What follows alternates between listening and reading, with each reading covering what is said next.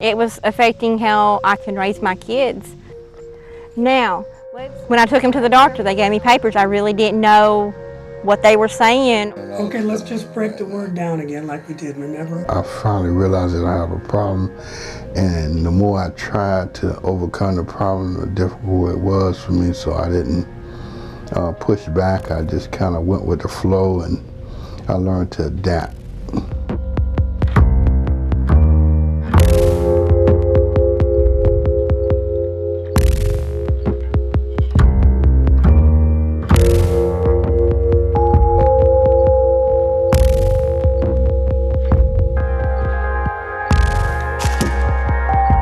What impact does it have on someone when they're illiterate? It's obviously much harder for them to get a job, as we found out when we visited one of the worst performing states, Kentucky. And it would hinder me from filling out an application. It would hinder me from getting a job that I had to do paperwork. If my employer told me to go locate this box that had a certain writing on it, I would not know how to locate that box because I wouldn't know how to correlate the writing to the box. I would know that there was letters on the box, but I wouldn't know how to read the letters on the box. But it's not just about providing financially, but also about setting an example. I wanted to be a better mom for them. For it's a shape that means I love you. I wanted to be a better mom knowing how to read. If they come and ask me a question, hey mommy, what's this word? I go, well, it's this. I never would come out and say it, that I had a problem. I always say, go to your dad, he'll tell you. Well, I kind of blow it off so they wouldn't know that I would have a problem.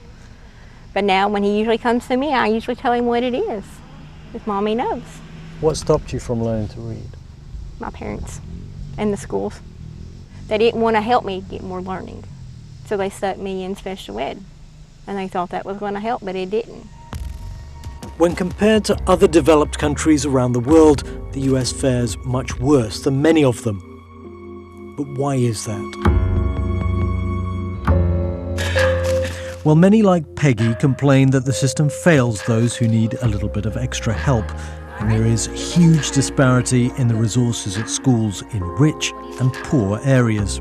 Stephen Pruitt, Commissioner of Education for the Commonwealth of Kentucky. Stephen Pruitt admits there needs to be far more investment, particularly in schools in deprived areas. You won't see the bang for the buck immediately. And that's, I think, one of the hard things in politics is, you've got people who are in office for short periods of time and they want to see something happen fast. Well, what we know in education is nothing happens fast because kids aren't widgets. You can't just flip the switch and make change.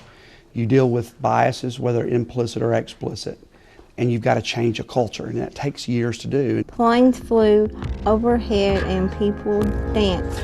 To this day in America, someone's economic background, which can often mean race, and learning difficulties still play such a massive part in whether they get so starkly left behind.